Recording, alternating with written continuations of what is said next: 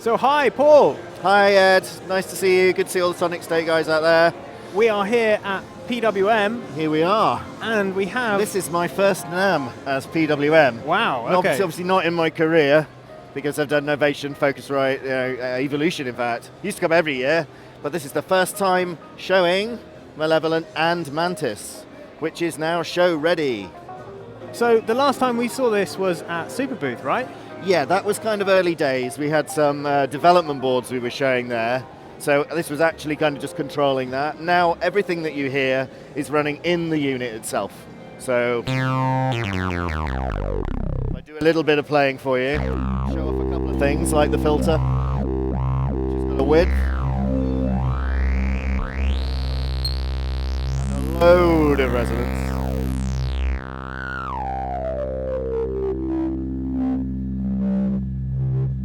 Lovely sing-song harmonics, which Nick is fond of. We've done some extra stuff since we spoke last, so we've now got on the sine wave, in fact I can demo this, if I go in it, just dial up a sine wave, which is there.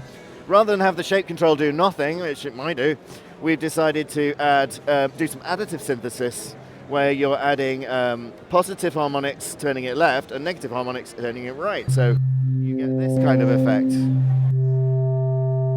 Rather useful, and we also have an organ tone around here which does a similar thing, and you'll hear actually as you go right it lifts the fundamental at the end there as well, so some exciting little additive extras that we've got going on. Obviously one of the key things which we love is the dual filter from the Oscar, and we have all these different types, so you've got two filters in series, two filters in parallel here with the band and notch. I've got a little sound that might demo that. Oh yeah, that one. That's quite good. So you can hear the talky effect of the filter moving about. Very exciting. But it's making some big noises. Now I wonder if we'll get into trouble with copyright if I play this riff. Let's see. If I play this.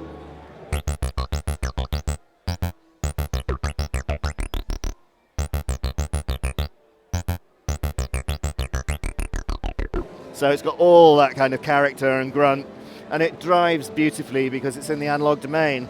So we have DCOs and numerically generated stuff and the additive I talked about here, but then the rest of the signal path is all analog with some digital effects at the end. So that's the true hybrid nature of it, which means at the filter stage, when you're overdriving, it's all in the analog. It's all through these beautiful SSI chips, it's absolutely gorgeous sounding. So, and it's got that in combination, you know, it's kind of building on the character of that totally different type of filter, but Chris Hugget filter. But yeah, it's ready for prime time. It's got 100 presets in it, 100 users. You can overwrite all of that if you want to. What else can I say? Extra functions on the joystick, arpeggiator, duo mode. Oh, I tell you what. Quad paraphonic. So what that does, so in duo, you've got two voice paths and you can play two notes. Can I demo that? What have I got? Give me a sound. That'll do. So duo mode. You've got that, and you can do stereo split. You should hear that. So move the voices about. If you go into quad mode, then it will actually play each of the oscillators with two notes as well. So quad being four, of course. It's actually dual paraphonic, if you like. So it's two voice paths of paraphony. That sounds right, yeah. So there's three notes. It's not finalized, but that's the last thing we're working on is that. So by the time we ship it, actually I do have a demo for that. Where is it? Oh yeah, listen to this. This is lovely.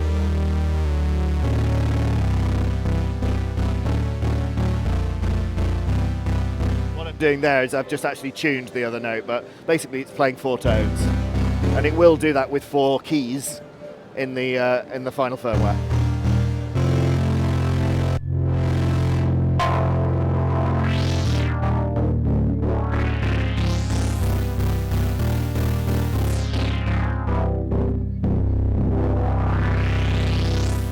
So I can hear like a lot of like kind of drive and distortion, is that pre-filter? Is there anything post-filter as well? There's nothing post, but you just basically drive everything at this point, gain stages through the, It gets quite gnarly.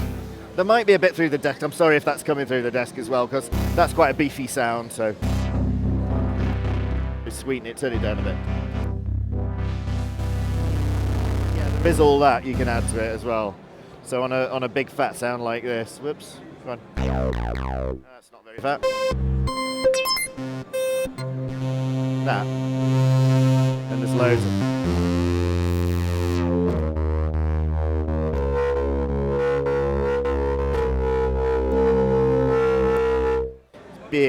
big sounding. So it's got big boots. You've got some effects on the end. What do we have? We reverb do and chorus. simple right? reverb and 4 types of chorus. And are they based on anything in particular? Are they your own design? No, it's a Chris Hugget. It's one of these odd things about Chris. He was a fantastic engineer, and he just happened to be rather good at doing reverbs as well. So it's sweet. It's his design. We've got a little bit of refactoring to do on it to make it run, but it's Chris's. So it's not currently running in this version. The last two things to do are shore up the paraphonic mode, fix the reverb, and then manufacture the thing, and we're there. Perfect. So everything else is ready. So when are you hoping to have it ready? We're going to manufacture right after Chinese New Year, and then ship. I mean, it takes a number of days to assemble, to be honest, and they'll be on the water immediately after that. Brilliant. And I guess pricing. Yeah. Do you want so the US? Yeah, let's take for US. Our American friends is $14.99 retail, and it's £1,349 UK retail. Brilliant. Well, Paul. Available in all good music stores.